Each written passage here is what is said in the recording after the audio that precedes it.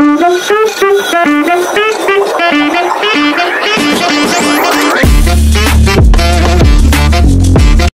Everyone, আসসালামু আলাইকুম। আমি রওশনারা আজ আবারও এসে গেছি নতুন আরও একটি ভিডিও নিয়ে। 5 আগস্টের পর থেকে কিন্তু ভারতের ভিসা পাওয়াটা অনেকটাই সোনার হরিণের মতো হয়ে গেছে। অনেক জটিলতা দেখা দিচ্ছে ভারতের ভিসায়। এরপর পাচ্ছে না কেউ। বিশেষ করে 3টা ক্যাটাগরির ভিসা ভারত থেকে ছাড়া হচ্ছে, যেমন মেডিকেল ভিসা, স্টুডেন্ট ভিসা এবং ডাবল এন্ট্রি ভিসা। বললেও শুধুমাত্র মেডিকেল ভিসাটাই কিন্তু পাওয়া যাচ্ছে, তাও অনেক বেশি সীমিত পরিমাণে। খুব সিরিয়াস রোগী ছাড়া মেডিকেল ভিসাও দেওয়া হচ্ছে না। সবকিছু যাচাই বাছাই করার পর যখন তারা বুঝবে যে আপনার সিরিয়াস একজন রোগী আছে বা আপনি সিরিয়াস কোনো রোগী, শুধুমাত্র তখনই আপনি পাচ্ছেন ভিসা। মেডিকেল ভিসা হোক, ডাবল এন্ট্রি ভিসা হোক বা স্টুডেন্ট ভিসা হোক, যারা ভিসা পেয়ে গেছেন তাদের অবশ্যই খেয়াল রাখতে হবে যে যদিও ভিসা পাওয়ার পর ইদানিং ভারত যাওয়া এবং আসা অনেকটাই সহজ হয়ে গেছে।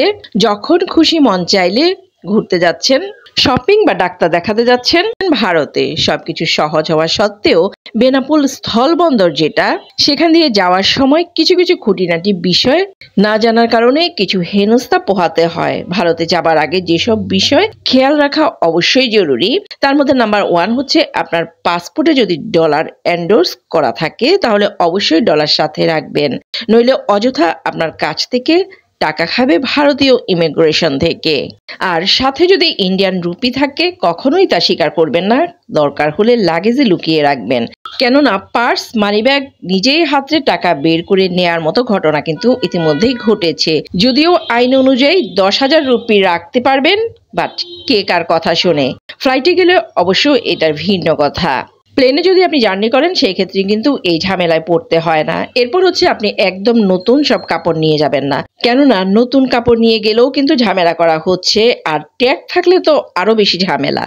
যারা প্রথমবার যাচ্ছেন তাদের বাংলাদেশ ইমিগ্রেশন অবশ্যই জিজ্ঞেস করে কি করেন, ছুটির কাগজ আছে কিনা, কেন যাবেন। আর যদি কেউ এসব প্রশ্নের সম্মুখীন হতে না চান তবে কিন্তু আমাদের বাংলাদেশের জনতার বন্ধুরা অবশ্যই আছে, তাদের হাতে 100 টাকা আর পাসপোর্ট ধরিয়ে দিলেই ব্যাস। এসব প্রশ্ন থেকে আপনি একদমই মুক্ত। এরপর যাদের মেডিকেল অ্যাটেন্ডেন্ট ভিসা, তারা ভুলেও কিন্তু রোগী ছাড়া যাবেন না, তাহলে বাংলাদেশ ইমিগ্রেশনই আপনাকে কিন্তু ফিরিয়ে দিবে। এরপর ভারতের ইমিগ্রেশন শেষ হওয়ার পর কারো হাতে পাসপোর্ট আর টাকা ভাঙাতে দিবেন না। যতই বলুক বাসের লোক অমুক তমুক টাকা ভাঙিয়ে নিয়ে যান, ভুলেও কিন্তু কেউ তাদের কথায় কান দিবেন না। যদি কান দেন তাহলে কিন্তু লস আপনারই হবে, ক্ষতি হয়ে যাবে বিশাল বড়। টাকা ভাঙানোর ক্ষেত্রে আমার পরামর্শ হবে আপনারা কলকাতা পৌঁছে সোহাগ পরিবহনের কাউন্টার থেকে ডলার বা টাকা ভাঙাবেন, এতে ভালো রেটও কিন্তু পাবেন। সো সবাই ভালো থাকবেন, আল্লাহ হাফেজ।